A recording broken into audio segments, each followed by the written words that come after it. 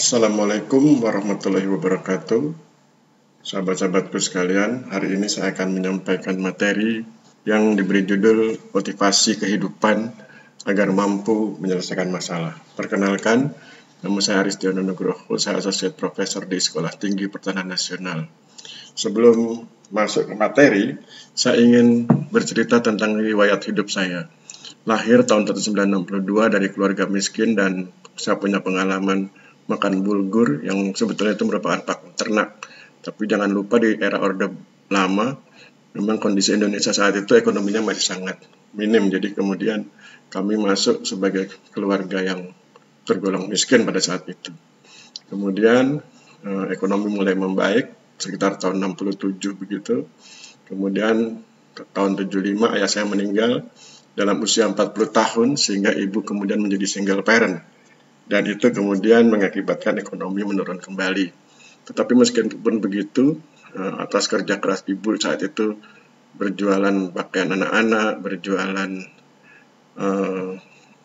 es gitu, es yang di dalam plastik itu, ke warung-warung dan pakaian anak-anaknya dijual dari rumah ke rumah. Kemudian door to door begitu, sehingga kemudian saya bisa menamatkan SMA tahun 1981 dan bekerja sebagai honorer di Direktorat Jenderal Agraria. Sebagai pekerja honor saya saat itu hanya Rp900 per hari, sedangkan kalau dibandingkan kebutuhan makan siangnya, makan siang di saat itu harga ketoprak Betawi itu Rp1.000. Jadi pendapatannya Rp900 per hari, sedangkan harga ketopraknya itu Rp1.000 per hari, satu kali makan. Sehingga kemudian tentu setiap hari tekor dari segi makan siangnya, belum lagi dari segi transport dari rumah ke kantor. Dan di saat itu saya di awal-awal bekerja itu saya ditempatkan di bagian fotokopi. Kemudian ada hal yang menarik ketika bekerja di bagian fotokopi itu, saya melihat beberapa orang memfotokopi buku begitu, dan saya lihat bukunya menarik ya, sebagai buku-buku tentang agraria, tentang pertanahan begitu, dan kemudian ada nama penulisnya. Kemudian di dalam buku itu dijelaskan bahwa penulisnya itu seorang dosen. Maka kemudian tahun 1981 itu kami beberapa orang yang bertugas sebagai petugas fotokopi itu sempat bercanda ngobrol begitu. Kemudian kami semacam ngomong sembarang begitu bahwa enak sekali jadi dosen begitu. Kemudian kami yang ngomong, kami juga yang bantah, nggak mungkin jadi dosen kan cuma tamat SMA. Maka kemudian kebetulan atas izin Allah begitu ya, di hari yang sama ketika kami berbincang seperti itu, sore harinya di kampung saya ada masjid tempat saya tinggal itu di daerah Menteng Dalam, ada masjid namanya Masjid Al-Munawwaroh. Di Masjid Al-Munawwaroh itu ada pengajian, dan ketika pengajian saya hadir karena memang kan itu pengajian umum, jadi boleh dihadiri siapa saja. Saya hadir, kemudian ada kesempatan bertanya. Maka saya memberanikan diri bertanya pada ustadznya, apakah saya mungkin jadi dosen begitu, dengan kondisi tamat SMA dan lain sebagainya. Kemudian ustadz itu diam sejenak, kemudian dia dengan bersemangat mengatakan, mungkin, bagi Allah Subhanahu wa Ta'ala, mungkin Anda bisa jadi dosen atas izin dan perkenan Allah Subhanahu wa Ta'ala. Kemudian dia mengajak yang hadir di saat itu, yang peserta pengajian, untuk bersama-sama mendoakan saya. Dia tanya nama saya sebut nama saya lengkap, kemudian sang ustadz menyebut nama saya dan meminta yang hadir mendoakan saya untuk menjadi dosen. Peristiwanya tahun 1981. Kemudian saya sudah nggak ingat lagi tentang peristiwa itu. Waktu terus berjalan, pekerjaannya mulai berubah, tidak lagi di bagian fotokopi. Kemudian saya sering ditugaskan, meskipun masih honorer, ditugaskan ke beberapa daerah. Waktu itu tugas saya adalah sebagai teknisi tata guna tanah. Tugas saya membuat peta topografi, peta penggunaan tanah, status tanah, kemampuan tanah, dan kadang-kadang juga membantu ketua regu untuk menyusun desain tata ruang. Dari mana ilmu itu saya dapat? Kami sebelum berangkat itu dilatih selama 3 hari di daerah Parung dilatih menggunakan alat teodolit, kemudian dilatih menggambar dan lain sebagainya. Kemudian atas izin Allah Subhanahu wa Ta'ala, dalam waktu 3 hari itu kami bisa menyerap ilmunya, kemudian segera berangkat ke lapangan. Tahun 81, masih di tahun yang sama, kan cuma beda bulan begitu, saya dapat tugas di Provinsi Riau. Kemudian selesai 81 di Provinsi Riau, tahun 82 dapat tugas di Provinsi Sulawesi Tengah. Tahun 83 dapat tugas di, dulu namanya masih Irian Jaya ya, sekarang sudah Papua. Sekarang Papua dan Papua Barat. Dulu di Irian Jaya, provinsinya Irian Jaya, tapi saya dapat tugasnya di Kabupaten Manokwari. Sekarang mungkin Papua Barat ya, Manokwari. Nah, kemudian tahun 84 itu diangkat sebagai PNS, tapi kemudian masih dapat tugas.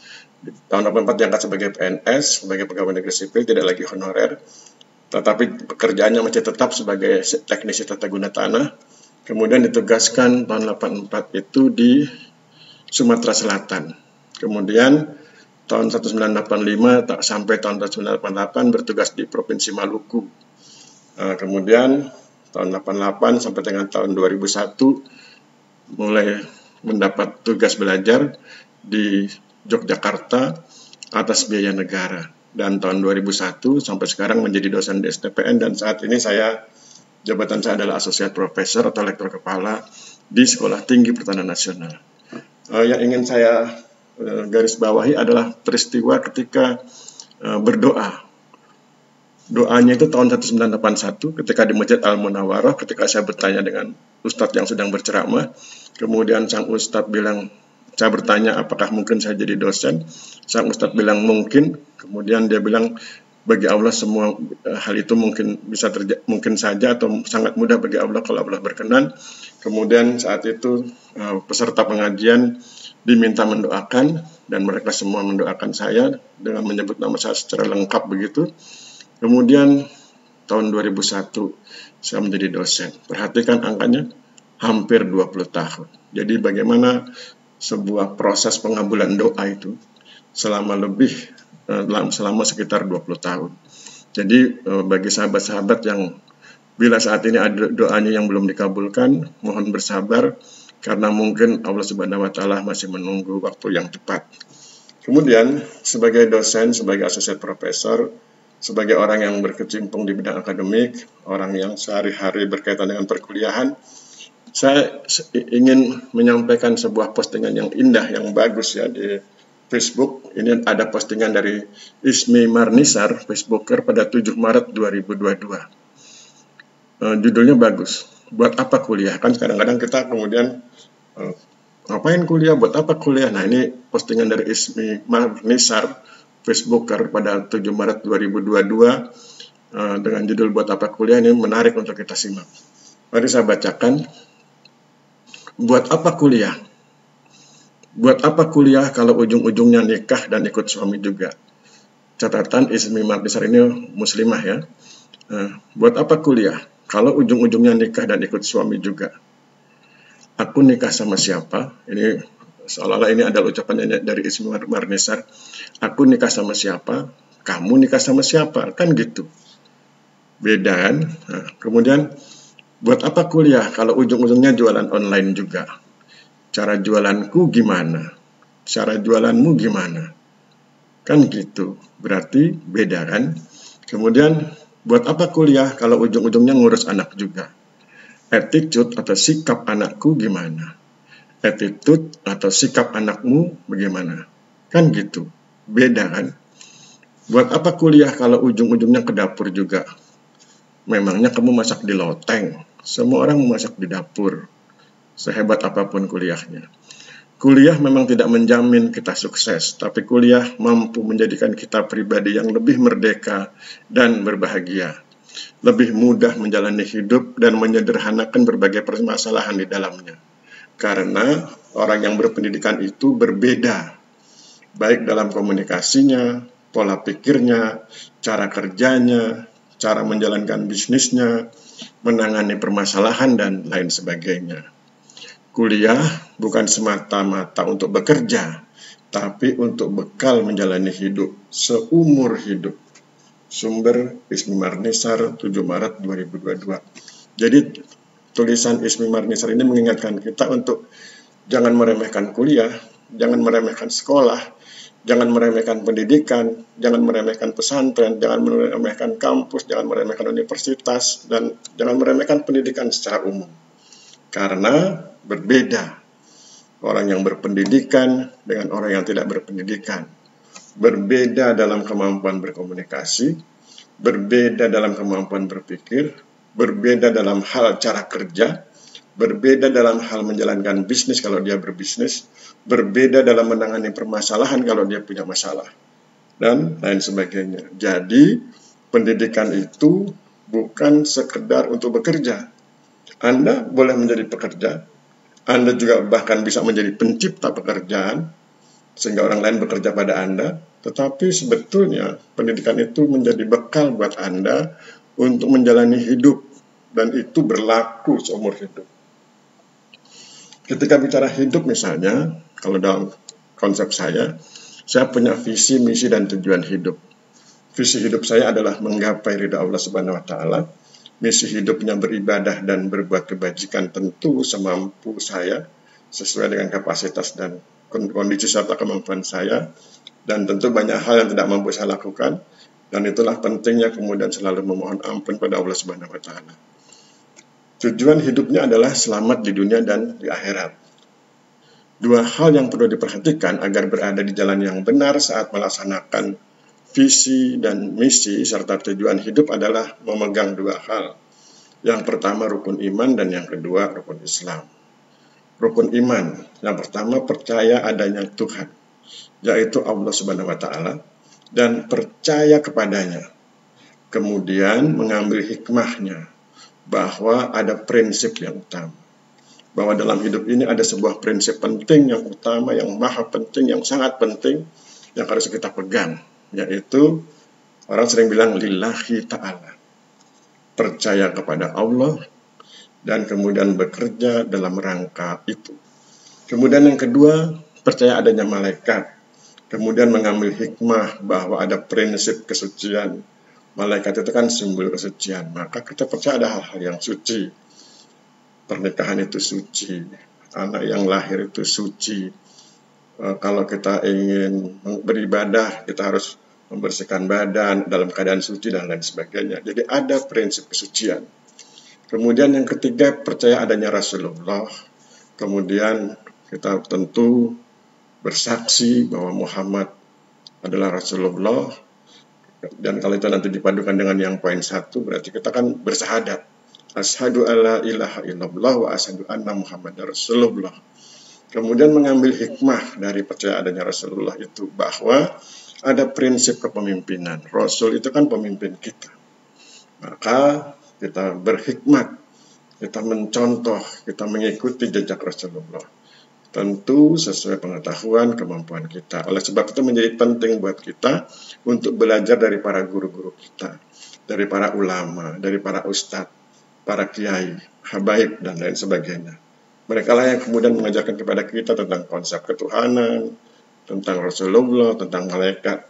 Dan yang poin 4 masih juga berkaitan dengan nanti kita harus belajar dari para ulama, kiai, habaib, dan lain sebagainya, para ustadz. Percaya adanya kitab suci, kemudian mengambil hikmah bahwa ada prinsip pembelajaran. Kitab suci kita Al-Quran, dan ayat yang pertama itu adalah Iqra bismi rabbikal ladzi khalaq. Katakan atau bacalah dengan menyebut nama Tuhanmu, pencipta Allah, gitu ya. Maka kemudian kita mengerti bahwa hidup itu ada prinsip pembelajaran, bahwa kita harus punya kemampuan belajar, harus punya kemampuan untuk terus belajar, harus punya keinginan untuk belajar. Bahkan dalam konteks Islam ada istilah long life learning, belajar sepanjang hayat, belajar sepanjang hidup. Ya, selama kita masih hidup kita harus terus belajar. Kemudian yang kelima, percaya adanya hari akhir atau kiamat. Kemudian dari situ kita mengambil hikmah bahwa ada prinsip masa depan. Bicara kiamat itu bicara masa depan. Ya, oleh sebab itu kita harus punya pengetahuan, punya upaya untuk merancang masa depan. Tentu hari hanya kiamat itu kita serahkan kepada Allah. Tapi apa yang harus kita kerjakan untuk menyongsong hari-hari itu kan harus kita lakukan. Kita harus mempersiapkan diri makin hari makin baik dan lain sebagainya. Itu dalam rangka menyongsong masa depan. Kemudian yang keenam, percaya adanya takdir Allah Subhanahu wa Ta'ala. Kemudian mengambil hikmahnya bahwa ada prinsip pengelolaan yang baik, well organized. Jadi kalau kita bicara takdir, itu kan bicara tentang hal yang well organized, bicara tentang hal-hal yang dikelola dengan baik. Takdir Allah tidak pernah salah, ya. Jadi kalau misalnya seseorang itu jatuh miskin, tentu ada sebabnya kenapa ia miskin. Kalau ada orang itu sukses, tentu ada sebabnya kenapa ia sukses. Nah, sebab musabab itu kemudian membantu kita untuk memahami mengapa takdir itu terjadi.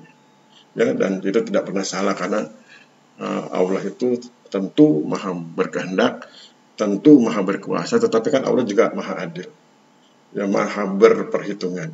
Allah yang menghisap kita dengan sangat teliti, sehingga kemudian apa yang akan terjadi tentu sesuai dengan hal-hal yang sudah kita ikhtiarkan, tentu atas kuasanya juga. Kemudian selain rukun iman, hal penting lainnya untuk bisa menjalankan visi dan misi hidup adalah rukun Islam. Ada syahadat sebagai wujud pernyataan dan komitmen diri terhadap Allah Subhanahu wa Ta'ala dan Rasulullah Muhammad SAW, yang sekaligus juga membawa konsekuensi berupa kesungguhan dalam melaksanakan visi, misi, dan tujuan hidup atas kehadiran di dunia. Yang kedua, sholat sebagai wujud pengabdian kepada Allah Subhanahu wa Ta'ala dan sekaligus sebagai upaya membangun karakter diri sendiri. Yang ketiga, puasa sebagai wujud pengabdian kepada Allah Subhanahu wa Ta'ala dan sekaligus sebagai upaya melatih kemampuan mengendalikan diri agar kita mampu mengendalikan diri. Yang keempat, zakat sebagai wujud pengabdian kepada Allah Subhanahu wa Ta'ala dan sekaligus sebagai upaya melatih kemampuan bekerja sama untuk membantu orang lain. Dan yang kelima, haji sebagai wujud pengabdian kepada Allah Subhanahu wa Ta'ala dan sekaligus sebagai upaya melatih kemampuan untuk mampu bekerja dengan penuh totalitas. Jadi rukun Islam dari poin 1 sampai poin 5 itu bicara tentang bagaimana membangun kualitas diri, baik dalam konteks vertikal, hubungan kita dengan Allah, maupun dalam konteks horizontal. Di poin 1, itu bicara tentang kesungguhan dalam melaksanakan visi, misi, dan tujuan hidup atas kehadiran kita di dunia. Ketika poin 2, itu bicara tentang bagaimana membangun karakter diri. Poin 3, bagaimana mengendalikan diri. Poin keempat, bagaimana bekerja sama untuk membantu orang lain. Poin 5, bicara secara totalitas dari poin 1, 2, sampai 3, dan 4. Jadi, kita harus punya kemampuan untuk bersungguh-sungguh dalam melaksanakan visi, misi, dan tujuan hidup. Kemudian untuk itu harus bersedia membangun karakter diri sendiri makin hari makin baik. Kemudian punya kemampuan mengendalikan diri, misalnya tidak berlebih-lebihan, tetapi juga tidak berkekurangan. Jadi pas begitu. Ya, misalnya dalam hal marah, tidak boleh berlebihan. Kalau marah berlebihan, jadi tidak terkontrol, bahkan bisa menganiaya orang lain. Tapi juga marah diperlukan ketika sesuatu itu menjadi penting, agar supaya orang tahu bahwa hal itu tidak disukai oleh orang yang marah tersebut. Kemudian yang keempat, bicara tentang zakat, bicara tentang bekerja sama untuk membantu orang lain. Jadi bersungguh-sungguh melaksanakan visi, misi, dan tujuan hidup, membangun karakter diri, mengendalikan diri, dan yang berikutnya adalah bersedia atau mampu bekerja sama untuk membantu orang lain. Dan kemudian itu dirangkum sebagai sebuah totalitas. Itulah rukun Islam. Jadi untuk melaksanakan visi, misi, tujuan hidup, maka harus dikemas dan dibalut dalam sebuah hal yang semacam koridor begitu, yaitu rukun iman dan rukun Islam. Nah, sekarang kita akan bicara tentang beberapa hal, beberapa cara yang perlu dipraktekkan agar visi, misi, dan tujuan hidupnya dapat tercapai. Yang pertama adalah dalam hal cara pandang terhadap sesuatu yang harus tepat. Jadi nasihatnya adalah cara pandang terhadap sesuatu harus tepat agar hidup lebih optimis dan lebih bersemangat. Kan kadang-kadang kita keliru memandang sesuatu yang baik kita pandang buruk, sesuatu yang buruk kita pandang baik. Kadang-kadang informasinya nggak tepat atau informasinya tidak lengkap, tapi kita sudah mengambil keputusan sehingga kita salah memandang. Dan sehingga itu kemudian dianggap sebagai cara pandang yang kurang tepat. Jadi nasihatnya adalah cara pandang terhadap sesuatu harus tepat agar hidup lebih optimis dan lebih bersemangat. Misalnya dalam konteks pendidikan, misalnya si anak ingin masuk fakultas teknik, sementara orang tuanya menginginkan anaknya masuk ke fakultas kedokteran. Karena bagi orang tuanya dokter itu mungkin hebat dan lain sebagainya. Tapi si anak merasa dia lebih tertarik pada masalah yang terkait dengan keteknikan. Nah, maka itu harus tepat cara pandangnya. Si orang tua harus mengerti bahwa pada akhirnya hidup itu yang menjalani anaknya. Dan ketika ia berprofesi, profesi yang paling nyaman itu adalah profesi yang digemari. Jadi sangat tidak nyaman ketika kita menjalani profesi yang sangat tidak kita sukai. Maka harus diberi kesempatan si anak untuk memilih profesi yang dia sukai. Kalau dia suka teknik, ya teknik. Itu adalah cara pandang terhadap sesuatu yang tepat. Kemudian sesudah itu cara pikir terhadap sesuatu harus cermat. Selain tepat juga harus cermat, agar hidup lebih realistis dan lebih membumi dengan memperhatikan berbagai aspek penting yang terkait. Kemudian yang ketiga, cara bertutur, berkata tentang sesuatu juga harus memiliki tenggang rasa agar hidup lebih damai dengan tidak menyakiti hati orang lain. Keempat, cara bertindak yang terkait dengan sesuatu harus baik agar tindakan yang dilakukan dapat memenuhi kebutuhan atau dapat menyelesaikan masalah dan bukan justru menimbulkan masalah baru karena tidak sesuai kebutuhan. Yang kelima, cara mencari nafkah harus benar atau tidak boleh sembarangan, agar tidak bertentangan dengan norma atau ketentuan agama, sosial, dan negara dari segi hukum. Yang keenam, cara berusaha atau berpikir harus totalitas, dengan berpegang pada ketentuan agama, sosial, dan negara atau hukum. Dan yang ketujuh, cara menyikapi sesuatu harus penuh perhatian, agar pihak-pihak yang membutuhkan dapat terlayani dengan baik. Dan kedelapan, cara menyelesaikan sesuatu harus tuntas dengan fokus dan sungguh-sungguh dalam bekerja dan berdoa kepada Allah Subhanahu wa taala. Demikian yang dapat disampaikan. Mohon maaf bila terjadi kesalahan. Kita akhiri wabillahi taufik wal hidayah. Wassalamualaikum warahmatullahi wabarakatuh.